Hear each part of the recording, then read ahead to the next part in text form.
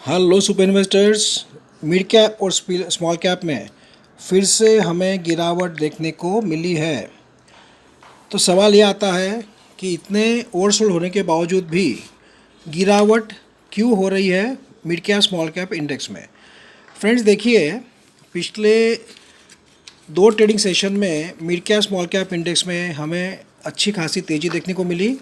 Portfolio के काफ़ी shares ने भी अच्छा जंप किया, अच्छा रनअप दिखाया, बट उसके बाद में गिरावट आई। उसका कारण ये है कि ऐसा नहीं है कि mid cap small cap index गिर चुका है या mid cap small cap shares गिर चुके हैं तो लगातार भागते ही जाएंगे, ऐसा नहीं होता है। क्योंकि उसके साथ में सपोर्ट चाहिए ग्लोबल संकेतों का, मार्केट का, प्लस निफ्टी 50 का भी। निफ्टी 50 में हमें 0.5% की गिरावट देखने को मिली और फिर से निफ्टी 50 22,800 के आसपास हमें क्लोजिंग देखते हुए देखने को मिला। तो इसके पहले भी मैंने आपको बताया था कि mid cap small cap index में तेज़ी बनेगी, ज़रूर बनेगी और वैसे बनी भी, बट उसको साथ चाहिए निफ्टी 50 का भी। क्योंकि बड़ा इंडेक्स कौन सा है? निफ्टी 50 है। उसमें कोई डर का माहौल आता है तो definitely mid cap small cap index पे भी उसका इम्पैक्ट देखने को मिलता है। तो गिरावट तो डेफिनेटली बहुत ज़्यादा हो चुकी है, बट इसके आगे की तेज़ी निफ्टी 50 पर भी डिपेंड करेगी या ग्लोबल मार्केट में क्या चल रहा है उसके ऊपर भी चलेगी और सेक्टर स्पेसिफिक भी चलेगी। तो अभी इम्पॉर्टेंट ये है कि कौन से शेयर्स जिसके वैल्यूएशन सस्ते हो चुके हैं, जिसके रिज़ल्ट अच्छे आए हैं या आने वाले दिनों में रिज़ल्ट अच्छे आ सकते हैं, ये सब बातों पे स्टॉक्स चलेंगे। अभी सभी स्टॉक्स की पिटाई हो चुकी है अच्छी खासी।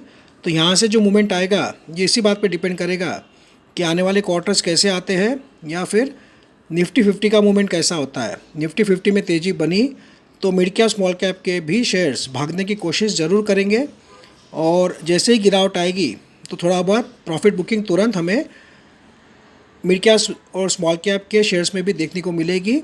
क्योंकि सभी मैं बार बार यही बात कहता हूँ कि सभी लोग ऊँचे रेट में फंसे हुए नहीं होते हैं और सभी लोग इन्वेस्टर नहीं होते हैं मार्केट में। जो लोग ट्रेडिंग करते हैं, स्विंग ट्रेडिंग करते हैं या ट्रेडर्स होते हैं शॉर्ट टर्म के, कि भाई आज बाय किया, कुछ प्रॉफिट हुआ तो बुक कर लिया, तो ऐसे लोग हर लेवल पे एंट्री करते हैं। तो जिन लोगों ने कम रेट में लिया हुआ है गिरावट में, उनको ज़रा भी तेज़ी मिली तो तुरंत वो प्रॉफिट बुकिंग करते हैं और ऐसे लोग जो प्रॉफिट बुकिंग करते हैं उसके कारण ही जो शेयर का जो मूवमेंट है उसको ब्रेक लग जाता है। काफ़ी लोग सोचते हैं अरे भाई इतना गिर चुका है, अब क्यों गिर रहा है, अब तो ऊपर जाना चाहिए। ऐसा नहीं होता है, क्योंकि जो लोग शॉर्ट टर्म के लिए लेते हैं वो तुरंत 5 to 10% मिला के प्रॉफिट बुकिंग शुरू कर देते हैं। तो वो जब प्रॉफिट बुकिंग करते हैं तो सेलिंग प्रेशर बढ़ जाता है स्टॉक के ऊपर और उसमें गिरावट हो जाती है या उसके तेज़ी में ब्रेक लग जाता है। तो ये चलते रहेगा।